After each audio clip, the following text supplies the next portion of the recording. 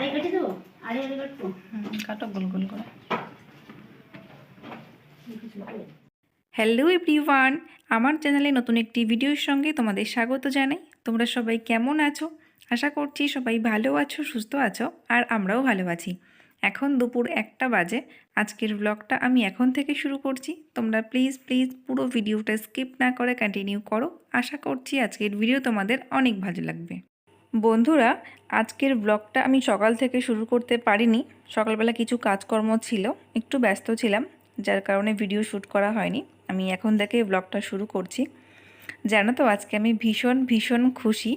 তো খুশির কারণটা তোমাদেরকে বলেই দিই, যেহেতু তোমরা টাইটেল এবং থাম্বনেল দেখে বুঝেই গেছো অলরেডি। তো খুশির কারণটা হচ্ছে, তোমাদের দাদাভাই বাড়ি আসছে। একদিকে যেমন খুশি, ঠিক অন্যদিকে একটু খারাপও লাগছে, কারণ এই যে দুদিন ছুটি কাটিয়ে যাবে, পুজোতে কিন্তু থাকতে পারবে না। তো সেই জন্যই খারাপ লাগছে, পুজোটা একাই কাটাতে হবে। কিছু করার নেই, কারণ আমাদের হাতে তো সব কিছু থাকে না, বলো। যাই হোক, সকালবেলা বাবা নিয়ে এসেছে মাটন, টক দই নিয়ে এসছে সাথে। তো মাটনটা ধুয়ে নিয়ে এখানে আমি আগে থেকে একটু সিটি দিয়ে নেব, লবণ হলুদ দিয়ে কয়েকটা সিটি আগে থেকেই দিয়ে নেব। আর তোমরা তো দেখতেই পেলে, ভাতের জন্য চালটাও ভিজিয়ে রেখেছি। আমাদের বিয়ের সময় অনেকটা বাসমতি চাল বেঁচে গেছিলো। তো চালটা কেমন হয়ে যাচ্ছে, মাঝে মাঝেই খাওয়া হয়, অনেকটাই বেঁচে গেছিলো। তো সেই চালটাই ভিজিয়ে রেখেছি, ওটা দিয়েই ভাত হবে। সকালে যখন জানতে পারলাম ও বাড়ি আসছে, তো আমাদের মতো আমরা সিদ্ধ ভাত করে খেয়ে নিয়েছি। আর এখন দুপুরে রান্নার প্রস্তুতি চলছে।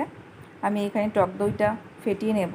যদি ফেটিয়ে না নিয়ে ডাইরেক্ট দেওয়া হয়, একটু ছানাকাটা ভাব হয়ে যায়, তার জন্য টক দইটা আমি সুন্দর করে ফেটিয়ে নিচ্ছি।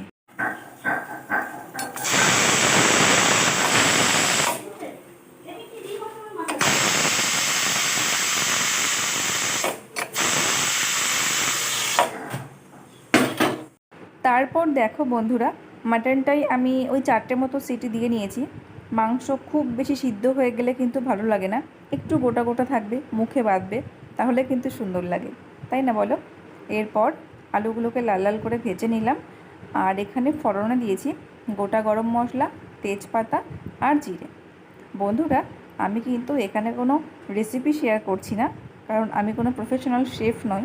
আসলে আমি এর আগে আমার ভিডিওতে মাটনের কোনো ভিডিও দিইনি। তো যেহেতু আজকে মাটনটা হচ্ছে, ভাবলাম চলো তোমাদের সঙ্গে একটু শেয়ার করি। তারপর দেখো, এখানে পেঁয়াজগুলোকে হালকা ব্রাউন করে ভেজে নিয়ে এর মধ্যে একটু চিনি দিয়ে দিচ্ছি। চিনি দিলে রান্নার কালারটাও বেশ সুন্দর হয়, বেশি লাল টকটক করে। আর তাছাড়া যেহেতু টক দই দেওয়া আছে, তার জন্য একটু চিনি দিলাম, যাতে স্বাদটা ব্যালেন্স হয়।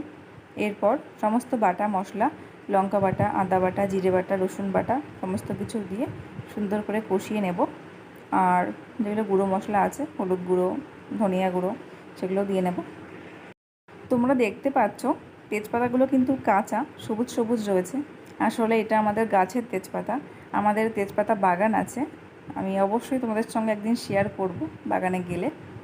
যাই হোক, মশলাটা কষানো হওয়ার পর মাটনটাও দিয়ে নিয়েছি। এবার সুন্দর করে কষিয়ে নেব। যত ভালো কষানো হবে, তত সুন্দর টেস্ট হবে। এরপর ফেটিয়ে রাখা টক দইটাও দিয়ে দিলাম। বন্ধুরা, মাটন খেতে আমি ভীষণ ভালোবাসি। আমাকে যদি বলা হয় পৃথিবীর শ্রেষ্ঠ ফেভারিট খাবারের নাম বলো যে কোনো একটা, তো আমি তো মাটনকেই চুজ করব, কারণ মাটন খেতে আমি ভীষণ ভালোবাসি। তোমরা কারা কারা মাটন খেতে ভালোবাসো অবশ্যই কমেন্টে জানিও। তো দেখো, তেল ছেড়ে দিয়েছে, কষানো প্রায় হয়েই গেছে। কটা কাঁচা লঙ্কাও দিয়ে দিলাম। এবার পরিমাণ মতো জলও দিয়ে দেবো। তো দেখো, যতটুকু জল লাগবে আমি দিয়ে দিয়েছি। একটু একটু ফুটতে শুরু করেছে। গরম জল ইউজ করেছি, গরম জলটা দিলে তাড়াতাড়ি ফুটে যায় আর রান্নার টেস্টও খুব সুন্দর হয়। আজকে লঙ্কাটা আমার মনের মতো করে দিতে পারলাম না, কারণ তোমাদের দাদা ভাই একদম ঝাল খেতে পারে না। কালারের জন্য কয়েকটা শুকনো লঙ্কা বেটে দিয়েছি, কয়েকটা কাঁচা লঙ্কা চিড়ে দিয়েছি, আর দিয়েছি গোলমরিচের গুঁড়ো। আমি এবার একটু ঝাল খেতে ভালোবাসি, তো ও যখন খেতে পারে না, তার জন্য আজকে একটু কমই দিলাম। ঠিক আছে, চলো। আর দেখো, রান্না প্রায় কমপ্লিট। গরম মশলার গুঁড়োটা ছড়িয়ে দিলাম। তো দেখো বন্ধুরা, পুরো একদম লাল লাল ঝাল ঝাল মাটন একদম রেডি, ধোয়া উঠছে।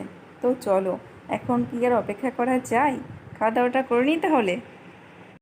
তারপর দেখো বন্ধুরা, আমি আর মা চলে এসেছি রাস্তায় ওকে এগিয়ে নিতে, কারণ অনেকটা রাত হয়ে গেছে, 10টা মতো বাজে। কিছুক্ষণ দাঁড়িয়ে থাকার পর অবশেষে বাসটা আসলো। তারপর এদিকে রাতে রান্নাবান্নাও শুরু করে দিয়েছি। আলু দিয়ে বরবটি দিয়ে ভাজা হবে, আর হবে রুটি। দুপুরের মাটন রয়েছে, ওটা দিয়েই হয়ে যাবে। তো চলো আজকের ভিডিওটা এই পর্যন্তই। ভিডিওটা তোমাদের কীরকম লাগলো অবশ্যই কমেন্টে জানিও। তোমাদের সঙ্গে দেখা হবে নতুন কোনো ভিডিও নিয়ে। ততক্ষণে তোমরা সবাই ভালো থেকো, সুস্থ থেকো আর সাবধানে থেকো। তো চলো, টাটা, গুড নাইট।